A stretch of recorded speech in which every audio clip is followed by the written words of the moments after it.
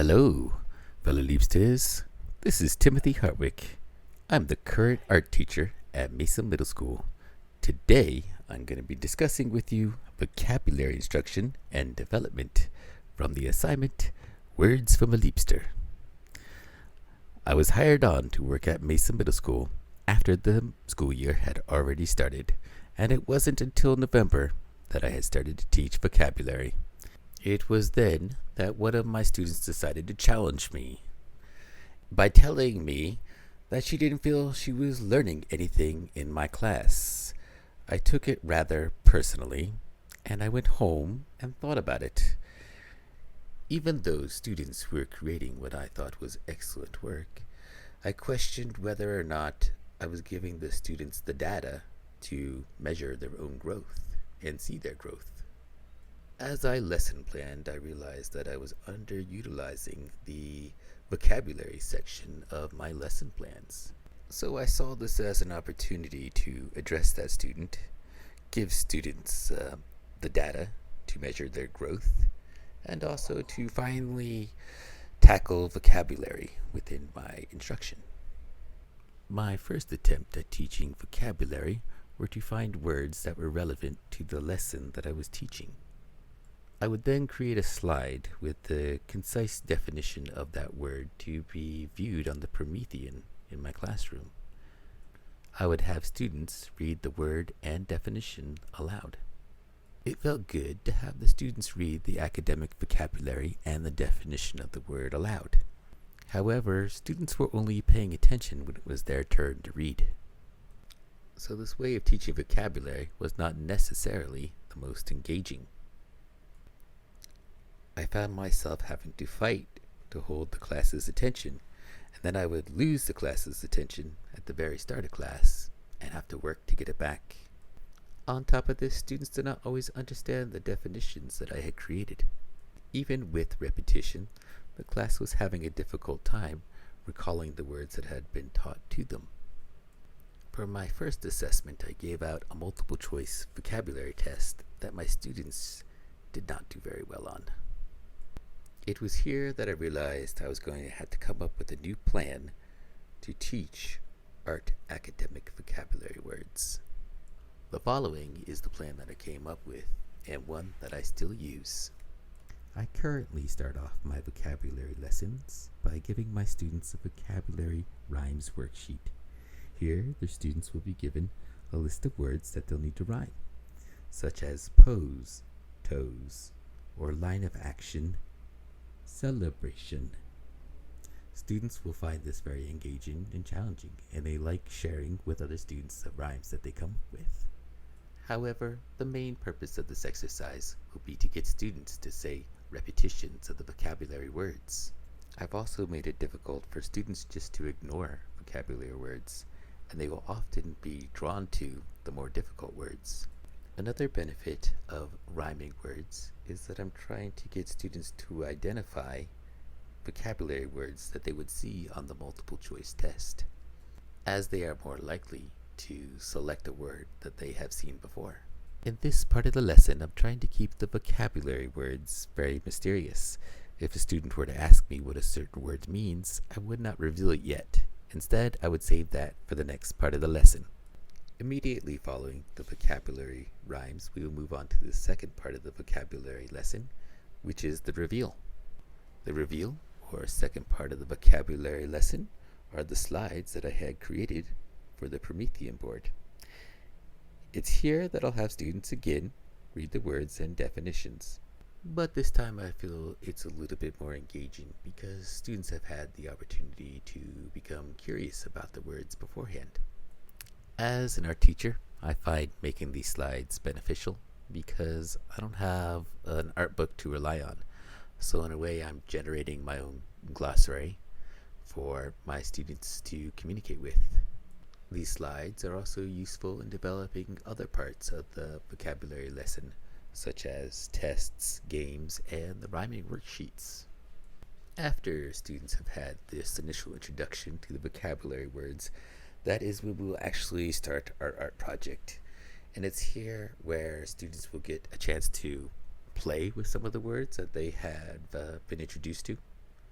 For example, 3 of the vocabulary words students had to learn were foreground, midground, and background. One of the assignments students were tasked to complete were that they had to assign a value range to the foreground, a separate value range for the midground, and a value range for the background.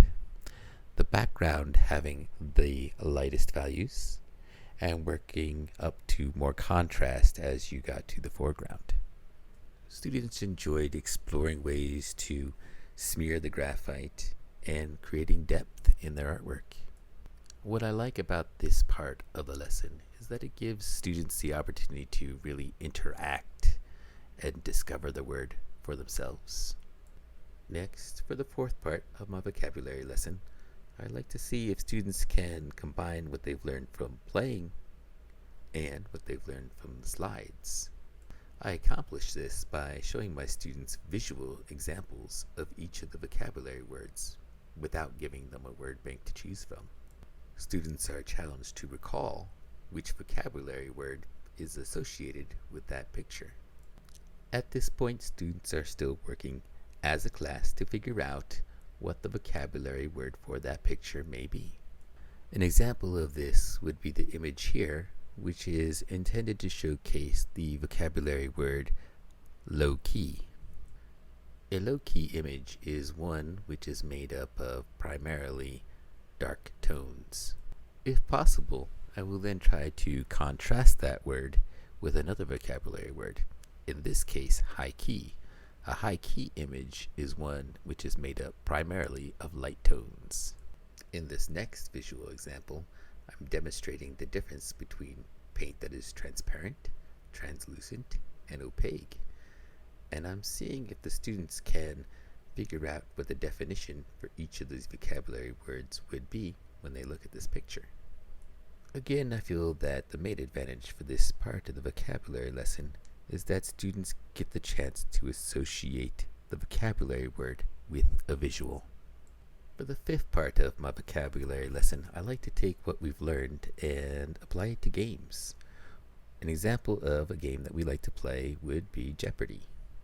By utilizing both Photoshop and InDesign, I have created my own Jeopardy! Game cards. I will then act as the host of the game and read off the definition on the clue card. Students will then attempt to answer the definition in the form of a question. In this example here, the cue card reads, "It is the intensity of a color."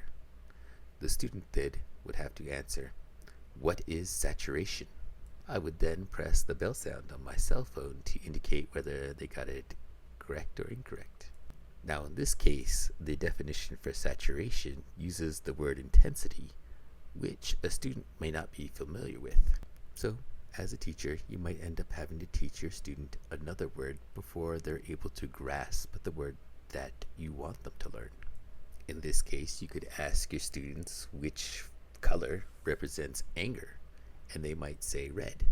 And then when somebody becomes angry, what color does their face turn? And then you'll notice that the more angry or intense they become, the redder their face gets. And that right there is an example of saturation in action. Another game that I like to play with my students is the $100,000 pyramid.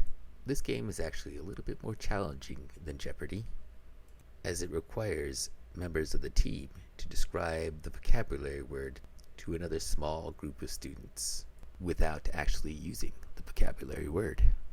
In this example, the clue card says background. A student might then say a part of the picture that is the furthest away from the viewer. If a student who has their back turned answers background, they would then get a point for their team. Both the $100,000 pyramid and Jeopardy are useful because they help students to think about vocabulary words both from a forwards perspective and a backwards perspective. Engagement can be increased by having teams play against each other or having even classes from different periods play against each other, which can be done by keeping time. A third game that can be useful for teaching art students vocabulary words is Pictionary. In Pictionary, the teacher will call a student up to the board and show that student a card with one of the vocabulary words on it. The student will then attempt to draw the vocabulary word on the board while his or her teammates try to guess the word. The team with the most points at the end of the game wins.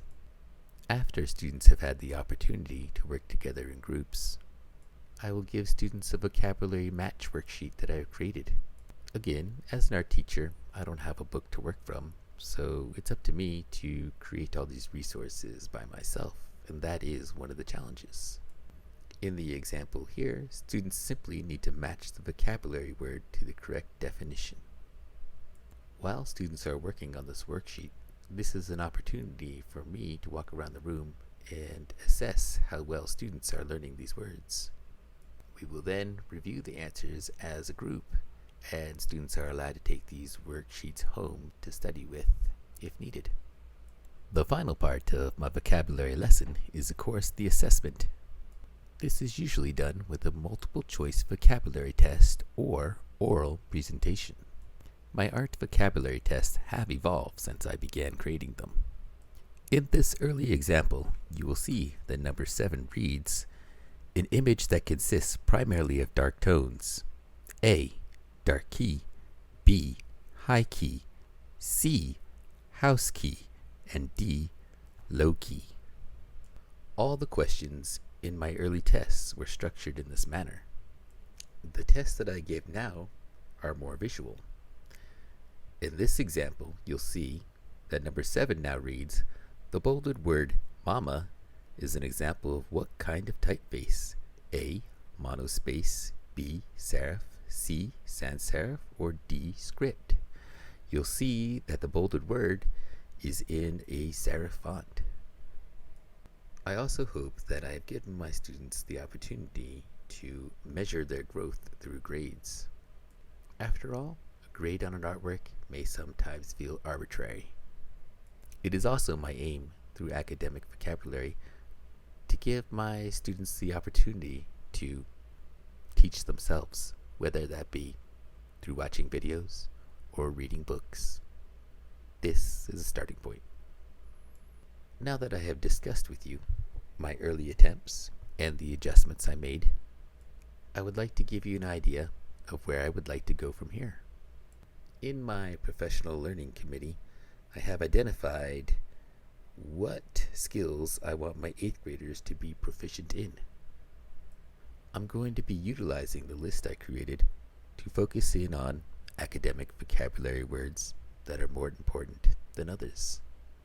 This way, when I get my final exams, I could really test for those words.